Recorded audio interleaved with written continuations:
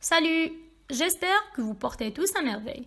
Avant de commencer notre vidéo d'aujourd'hui, je tiens à remercier infiniment mes fidèles abonnés pour leurs commentaires très encourageants et en profiter pour la même occasion de souhaiter aux nouveaux visiteurs de ma chaîne Bilamed la bienvenue parmi nous sur cette plateforme. Une plateforme où je tiens à vous accompagner durant votre cursus de formation médicale théorique. Et ceci en organisant des cours sous forme de vidéos simplifiées avec des organigrammes pour mieux structurer les informations en tête, mais aussi avec plein d'images afin de stimuler votre mémoire visuelle qui est primordiale au phénomène d'apprentissage. Donc, pour ne pas rater aucune de ces vidéos très intéressantes, je vous invite à vous abonner à ma chaîne et à activer la cloche des notifications.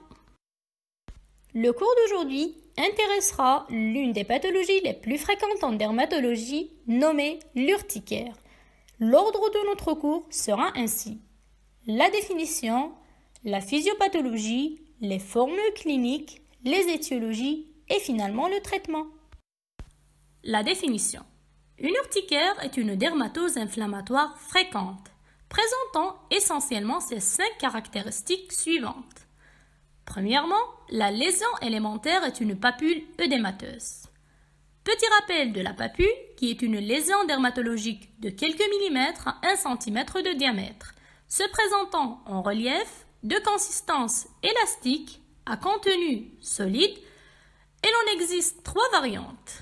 Mais celle caractéristique de notre dermatose d'aujourd'hui, qui est l'urticaire, est la papule œdémateuse. Deuxièmement, ces lésions sont prurigineuses, donc génératrice de prurite, une caractéristique qui va bien s'expliquer par le mécanisme physiopathologique, dont on parlera par la suite. Troisièmement, ces lésions sont migratrices, donc elles changent de topographie. Quatrièmement, d'étiologie variée. Cinquièmement, elle n'a pas d'âge spécifique et survient à tout âge. On distingue 2 types d'urticaire. Premièrement, l'aiguë. Celle-ci évolue de quelques heures à quelques jours. Deuxièmement, la chronique. Celle-ci par contre, elle évolue par poussées. Ces poussées-là peuvent être soit quotidiennes, soit très rapprochées, donc tous les 2 à 3 jours, soit récidivantes si leur évolution est supérieure à 6 semaines. Deuxièmement, la physiopathologie de l'urticaire.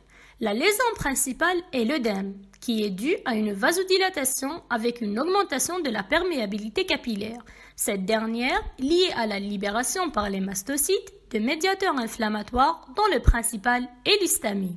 Cet œdème-là peut être soit dermique, formant une urticaire superficielle, soit plus profond, donc dermo-hypodermique, formant une urticaire profonde.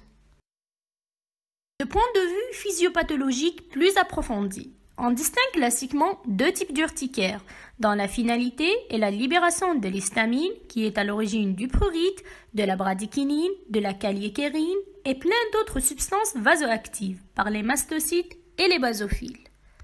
Cette activation résulte de 2 mécanismes différents.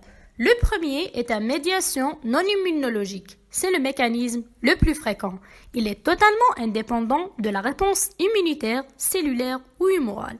Elle est due par contre à une activation directe non allergique des mastocytes via certains médicaments dits histaminolibérateurs ou bien par d'autres agents physiques ou émotionnels dont le mécanisme exact est mal compris pour le moment. Ce mécanisme-là, dit non immunologique, il est doté d'une spécificité appelée la susceptibilité, qui est la notion de seuil de dégranulation mastocytaire, ce qui veut dire l'existence de variations interindividuelles pour ce mécanisme-là. Deuxièmement, le mécanisme immunologique, qui est moins fréquent que le précédent. Il est médié par des réactions immunitaires spécifiques, soit cellulaires via les lymphocytes T, soit humorales via des réactions d'hypersensibilité immédiate, par la synthèse d'anticorps type IgE plus ou moins des IgG qui seront liés avec l'allergène, formant donc un complexe ciment se fixant sur les récepteurs de haute affinité existant sur les surfaces des mastocytes et des basophiles et provoquant ainsi leur dégranulation. Tout ce processus-là nécessite une sensibilisation préalable avec le même allergène. Ce mécanisme immunologique peut être aussi dû à des maladies auto-immunes, dans lesquelles des anticorps antirécepteurs IgE se lient fonctionnellement aux récepteurs auxquels ils sont dirigés et provoquant ainsi la dégranulation mastocytaire, d'où les signes cliniques de l'urticaire. Sur le plan clinique, on distingue deux formes d'urticaire. Premièrement, la superficielle, qui est la plus fréquente et la moins grave. Deuxièmement, la profonde, aussi appelée angio-œdème ou œdème de Quincke, qui est la forme grave qui peut rapidement engager le pronostic vital du patient. L'urticaire superficielle, aussi dite commune, se présentant soit sous sa forme type, donc une éruption strictement cutanée, faite de papules ou de plaques œdémateuses, érythémateuses ou rosées, prurigineuses, à contour net et fugace. Le mot fugace veut dire qu'elle disparaît en moins de 24 heures et sans séquelles. Elles sont aussi migratrices, de nombre, de taille et de topographie variables. Cette urticaire superficielle peut se présenter aussi sous forme de variantes qui sont moins fréquentes. Premièrement, la marginée, faite d'anneaux à extension centrifuge avec un palissement central, comme l'image à côté. Deuxièmement, la géographique, faite de larges placards à bords découpés. Troisièmement, la micropapuleuse, définissant l'urticaire cholinergique. Quatrièmement et finalement, la vésiculobuleuse qui est rare, voire exceptionnelle. Les deux principaux diagnostics différentiels de cette urticaire superficielle sont soit des vascularites urticariennes, dont le diagnostic est basé sur la présence de 3 signes cliniques inhabituels en cas d'urticaire. Premièrement, la fixité des lésions. Deuxièmement, l'absence de notion de prurite. Troisièmement, la présence d'autres signes, soit cutanés comme le purpura ou le syndrome de Raynaud, ou extracutanés comme de la fièvre, des arthralgies ou de la protéinurie. Ces vascularites urticariennes peuvent être observées en cas de plusieurs pathologies distinctes. Exemple, le lupus érythémateux systémique, les vascularites urticariennes hypocomplémentémiques, aussi connues sous le syndrome de McDuffie, ou au cours des cryoglobulinémies. Les cryoglobulinémies qui sont dues à la présence de la cryoglobuline dans le sang, qui sont des immunoglobulines dotées d'une propriété de précipitation si la température est au-dessous de 37 degrés Celsius. Notre diagnostic différentiel est représenté par les lésions urticariformes observées au cours de certaines dermatoses bulleuses, la pemphigoïde bulleuse ou l'érythème polymorphe. Urticaire et biopsie cutanée. Le diagnostic d'une urticaire superficielle est purement clinique. Donc, la réalisation d'une biopsie cutanée pour une preuve anatomopathologique n'est justifiée que dans ces situations suivantes. En cas de doute diagnostique, l'aspect histologique d'une urticaire présente de l'œdème dermique, de la dilatation vasculaire avec un discret infiltrat péricapillaire, mais sans vascularite.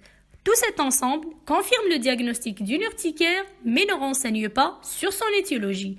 Deuxièmement, on effectue une biopsie cutanée en cas de suspicion de vascularite urticarienne. Le deuxième type d'urticaire est l'urticaire profonde ou œdème de Quincke. Elle réalise une tuméfaction sous-cutanée, ferme, mal limitée à début brutal.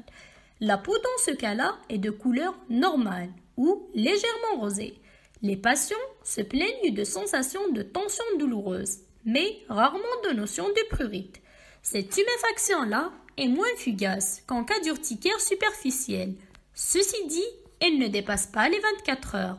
Ses sièges préférés sont les zones de tissu sous-cutané lâches, comme les paupières, les lèvres ou les organes génitaux externes. Aussi les muqueuses, surtout orolaryngées, avec un risque d'asphyxie par œdème glottique élevé. Cette urticaire profonde est souvent accompagnée d'une urticaire superficielle, mais peut être isolée. Finalement, cet œdème de Quincke peut être un signal inaugural d'un choc anaphylactique qui peut engager le pronostic vital du patient.